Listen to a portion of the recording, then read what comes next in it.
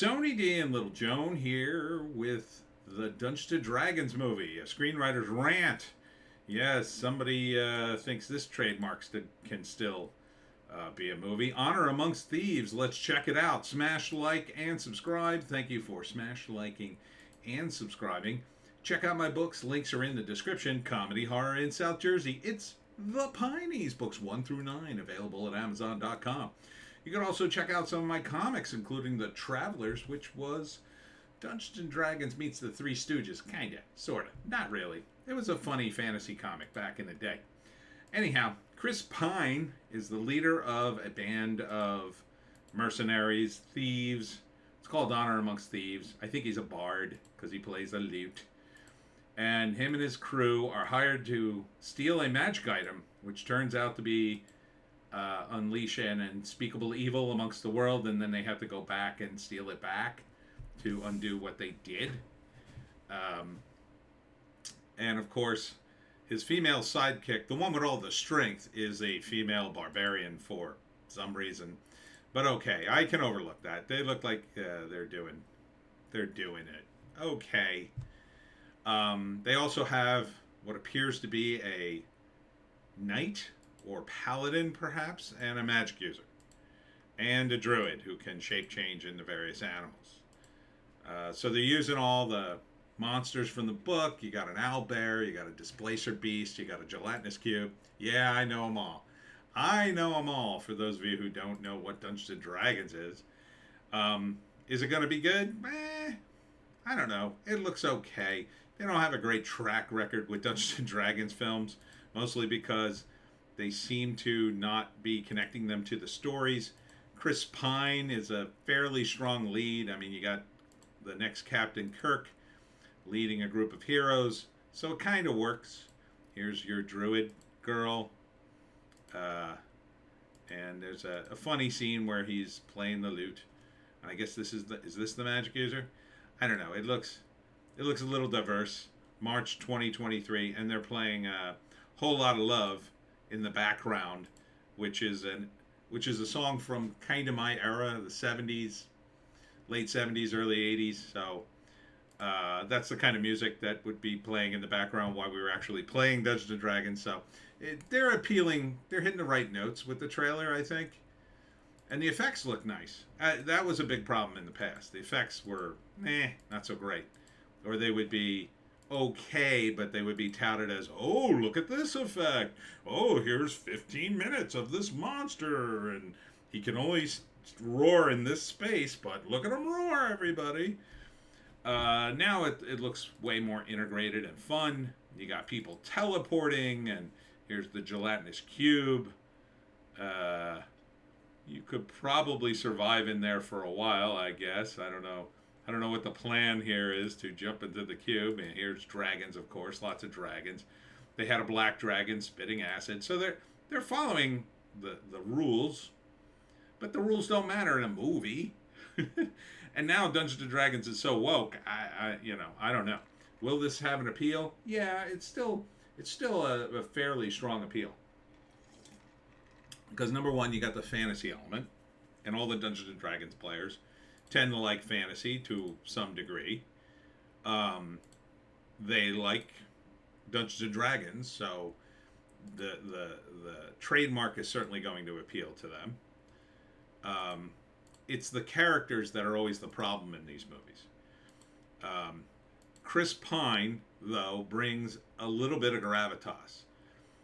Captain Kirk as a bard, thief, guy, whatever, and the framing it as sort of an Ocean's 11 kind of thing, that's kind of a good way to frame it. Oh, we're going to do a heist, so there's going to be exciting stuff in the beginning of the movie, and then it turns into this all-out war with dragons and whatnot. Evil guys and wizards, they're just everywhere in Dungeons and Dragons. The question is, will they make the world work? That's always a big problem in Dungeons and Dragons movies. Now, this looks way more grounded. In previous efforts, they weren't as grounded. They were kind of very esoteric, and they made either a lot of assumptions that the audience would instantly know, or they just didn't understand the material well enough to integrate them into a grounded reality. This feels grounded, okay? Because on the one hand, it's got the heist motive, right? So you're doing the heist in the beginning of the movie, and then they have to undo it. So that's a plot you could transfer to the modern age. So that's a good sign, right? It's a sign that the plot is fairly universal and you could turn it everywhere. He also rattles off the various things Dungeons and Dragons players need. It's a little corny, but he says we need strength and courage and magic and you and it doesn't quite work, but he's playing it light, so it's okay. First act, it's going to be the heist. They steal the MacGuffin. They give it up to the guy. They get paid. Maybe they try to kill him to cover their tracks. But they don't, and they realize at some point their mistake. The bad guy's going to kill everybody with this magic item. And now they have to go back and get it. So they recruit some extra people. Here's a cool sequence. Watch this. I'll just play this a little bit there. Whoop! It's like a teleport thing of some sort.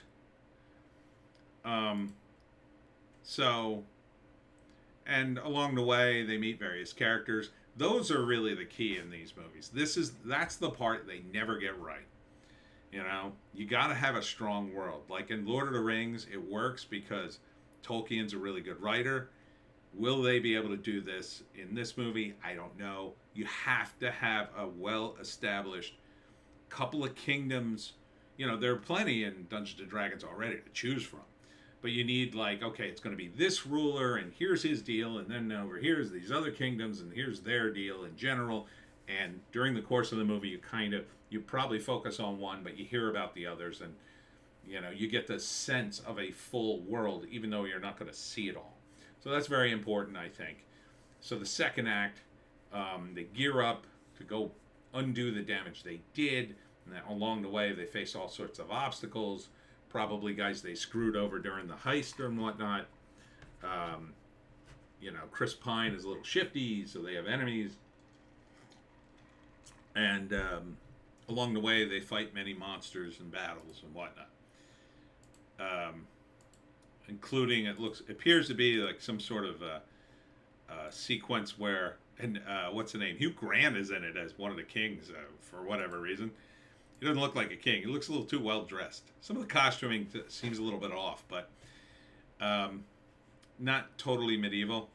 But anyhow, and then they got lots of dragons and stuff. Like now they can put this stuff in way easier than they could, even in the 90s. So they're gonna, in the third act, it's gonna be a big fight. They're gonna save the world and probably not get any credit.